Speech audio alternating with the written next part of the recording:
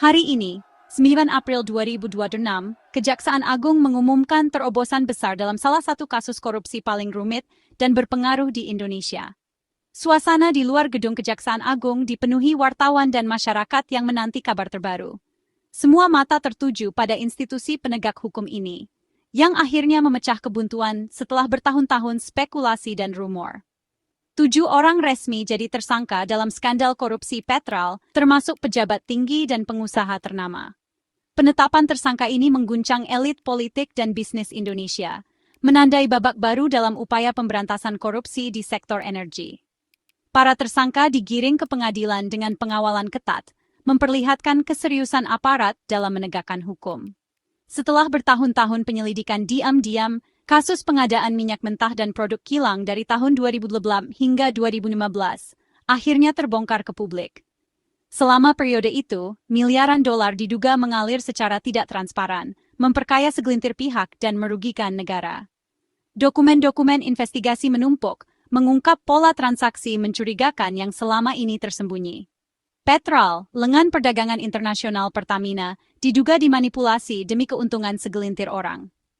Di balik layar, seorang taipan minyak disebut-sebut sebagai otak utama, mengatur jalannya transaksi dan mengendalikan jaringan bisnis gelap. Praktik monopoli dan kolusi membuat harga minyak melonjak, sementara rakyat menanggung akibatnya. Jaksa mengungkap skema kolusi, transaksi ilegal, dan penggelembungan harga yang merugikan negara secara masif. Bukti-bukti berupa dokumen keuangan, rekaman komunikasi, dan aliran dana disajikan di pengadilan. Skema rumit ini melibatkan banyak pihak, dari pejabat hingga pelaku bisnis internasional, memperlihatkan betapa luasnya jaringan korupsi yang terbangun. Skandal ini bukan sekadar soal uang, ini soal kepercayaan publik dan tata kelola industri strategis Indonesia. Masyarakat menuntut transparansi dan keadilan, sementara pekerja di sektor energi berharap perubahan nyata. Kasus Petral menjadi simbol pentingnya reformasi di tubuh BUMN dan pengawasan ketat terhadap bisnis migas. Keputusan Kejaksaan Agung menandai babak baru perang melawan korupsi. Era impunitas mulai digugat, dan publik berharap langkah ini menjadi awal dari perubahan besar dalam sistem hukum dan tata kelola negara.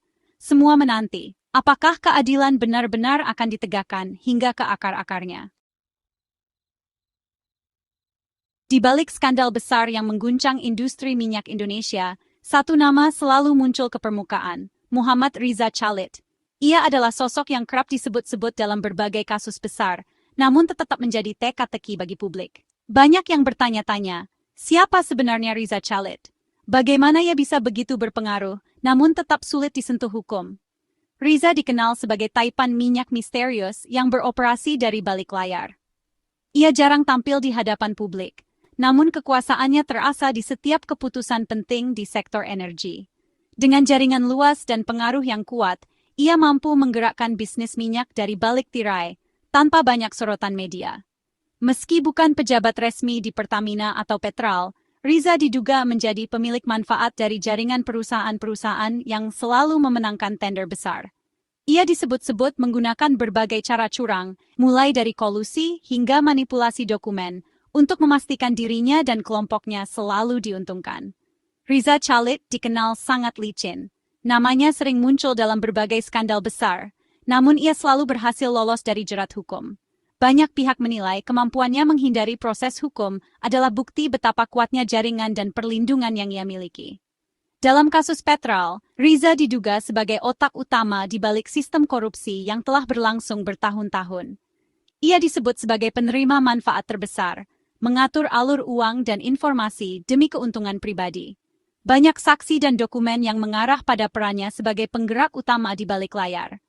Penyelidikan yang dilakukan oleh berbagai lembaga menyoroti bagaimana Riza memanfaatkan koneksi politik dan akses ke informasi rahasia untuk memenangkan tender-tender strategis. Ia diduga membangun sistem yang sulit ditembus, melibatkan banyak pihak, dan selalu selangkah lebih maju dari aparat penegak hukum. Penetapan Riza Khalid sebagai tersangka dan buronan menjadi babak baru dalam upaya membongkar kekuasaan bayangan di balik industri minyak nasional. Langkah ini adalah tantangan langsung terhadap jaringan yang selama ini dianggap tak tersentuh dan menjadi harapan baru bagi transparansi serta keadilan di sektor energi Indonesia. Kejaksaan Agung menetapkan 7 tersangka, gabungan pejabat Pertamina, Petral, dan jaringan bisnis Riza Chalit. Nama-nama seperti BBG, TFK, NRD, AGS, dan MLI, pejabat strategis di sektor energi, dituduh mengkhianati kepercayaan publik demi keuntungan pribadi. Dua lainnya, Riza Chalit dan IRW, tangan kanannya, diduga mengatur skema dari luar dan dalam. Kolaborasi antara orang dalam dan jaringan luar inilah yang memungkinkan manipulasi tender selama 7 tahun. 6 tersangka langsung ditahan, 1 dikenakan tahanan kota. Penahanan ini menegaskan keseriusan dakwaan dan tekad penegak hukum mencegah penghalangan keadilan. Kini, para tersangka harus menghadapi hukum secara penuh. Sementara 6 tersangka ditahan, Riza Chalit menghilang dan resmi jadi buronan nasional. Ia berulang kali mangkir dari panggilan jaksa, memperkuat dugaan pelarian ke luar negeri. Laporan intelijen melacak pergerakannya di Singapura dan Malaysia, menandakan upaya aktif menghindari hukum. Kejaksaan Agung menerbitkan Red Notice Interpol, menjadikan Riza buronan internasional. Langkah ini membatasi ruang geraknya secara global dan menegaskan tekad Indonesia membawanya ke pengadilan. Pesan pemerintah jelas tak ada tempat aman bagi pelaku korupsi. Perburuan lintas negara pun dimulai. Skema korupsi Petral dibangun di atas bocornya data rahasia, jadwal, kebutuhan, dan harga perkiraan tender. Informasi yang seharusnya hanya diketahui segelintir orang dalam, justru tersebar ke pihak-pihak tertentu yang punya kepentingan besar. Data-data sensitif ini menjadi senjata utama untuk mengatur siapa yang akan memenangkan tender, bahkan sebelum proses resmi dimulai. Kebocoran ini bukan sekadar kelalaian, tapi bagian dari strategi sistematis yang sudah dirancang sejak awal. Riza Chalit dan IRW memanfaatkan informasi ini untuk memastikan perusahaan afiliasi mereka selalu menang. Mereka membangun jaringan yang rapi, melibatkan berbagai pihak dari dalam dan luar perusahaan.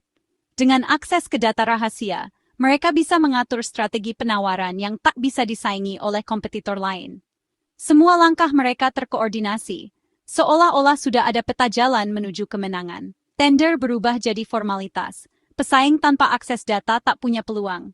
Banyak perusahaan lain yang ikut serta hanya sebagai pelengkap, tanpa harapan menang. Proses yang seharusnya adil dan transparan berubah menjadi panggung sandiwara yang sudah diatur hasilnya. Para pesaing yang tidak tahu apa-apa hanya bisa menerima kekalahan, tanpa pernah tahu permainan di balik layar.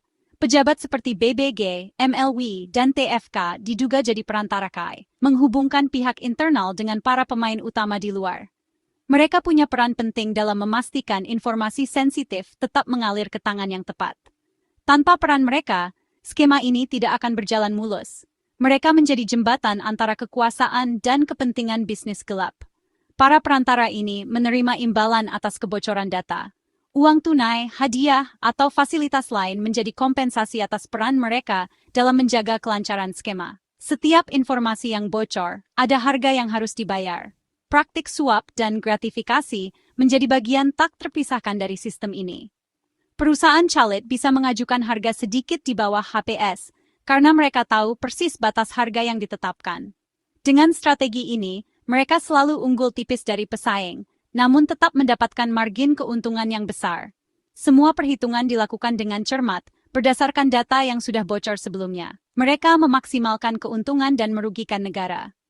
Setiap rupiah yang masuk ke kantong mereka berarti kerugian bagi negara dan masyarakat. Laporan keuangan menunjukkan keuntungan luar biasa bagi perusahaan-perusahaan tertentu. Sementara negara harus menanggung kerugian besar akibat harga yang tidak wajar. Akibatnya, Indonesia membayar lebih mahal untuk impor minyak. Beban akhirnya ditanggung rakyat. Harga BBM naik, biaya hidup meningkat, dan masyarakat kecil yang paling merasakan dampaknya. Skema ini bukan hanya soal uang, tapi juga soal keadilan sosial yang terabaikan. Skema ini contoh nyata korupsi sistemik yang mengubah pengadaan vital negara jadi ladang bisnis kriminal. Ini bukan sekadar kasus individu, tapi gambaran betapa rapuhnya sistem pengawasan dan integritas di sektor strategis. Jika dibiarkan, praktik seperti ini akan terus menggerogoti fondasi negara dan masa depan generasi berikutnya. Setiap tersangka punya peran khusus dalam rantai korupsi Petral. Riza Chalit sebagai otak dan pemilik manfaat mengatur strategi dari luar. IRW, tangan kanan, jadi penghubung utama ke pejabat dalam. TFK dan BIP pejabat senior diduga sumber utama kebocoran data. NRD, AGS, dan MLI menjalankan rekayasa teknis tender di lapangan. Informasi mengalir dari puncak ke jaringan luar, memastikan perusahaan Chalit selalu menang. Struktur tertutup ini membuat pengadaan jadi formalitas, merugikan negara hampir 1 dekade. Kejaksaan Agung tak hanya memburu pelaku, tapi juga aset hasil korupsi. Penggerebekan rumah mewah Riza Chalit dan penyitaan mobil-mobil mewah serta uang tunai jadi bukti keseriusan penegakan hukum. Para tersangka dijerat pasal 63 UHP baru dan pasal 3 U Tipikor dengan ancaman hukuman berat. Tuduhan bukan sekadar pelanggaran prosedur, tapi pengkhianatan kepercayaan publik. Penyitaan aset dan tuntutan hukum jadi serangan dua arah untuk membongkar jaringan kriminal. Bagi 6 tersangka, pertarungan hukum dimulai. Bagi Riza, jerat pidana menanti jika tertangkap. Upaya ini diharapkan memberi efek jera dan memulihkan kerugian negara. Pemerintah, termasuk Presiden dan Menteri Pertahanan, memberi dukungan penuh pada Kejaksaan Agung. Dukungan politik ini memastikan tak ada intervensi dalam proses hukum, memperkuat keberanian penegak hukum. Pengejaran Riza Chalit jadi upaya nasional dan internasional, dengan Red Notice Interpol membatasi ruang geraknya di hampir 200 negara. Kerjasama diplomatik dan hukum lintas negara diintensifkan untuk melacak aset dan keberadaan Riza. Komitmen pemerintah dan aparat penegak hukum jadi ujian nyata bagi kemampuan Indonesia memburu koruptor kelas kakap. Kasus Petrol adalah ujian besar bagi gerakan anti korupsi Indonesia. Keberhasilan membawa para pelaku ke pengadilan akan jadi presiden penting, tak ada yang kebal hukum. Sebaliknya, kegagalan akan memperkuat sinisme publik dan memperlemah kepercayaan pada institusi negara. Skandal ini menyoroti perlunya reformasi tata kelola dan pengawasan di BUMN. Proses hukum dan pengejaran internasional jadi harapan baru, meski penuh tantangan. Perjuangan melawan korupsi di kasus Petrol adalah pertarungan demi masa depan bangsa. Hukum harus berdiri di atas kekuasaan.